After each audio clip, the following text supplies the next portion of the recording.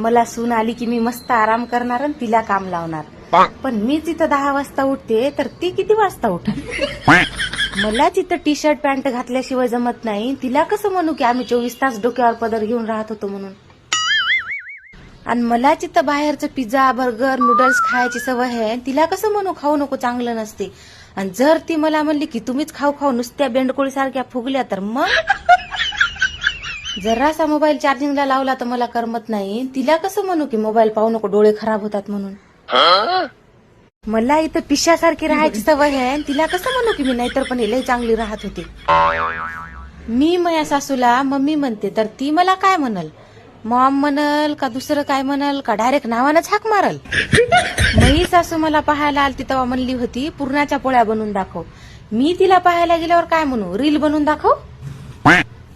आमचं लईच अवघड झालं रे देवा. सासूला उलट बोलता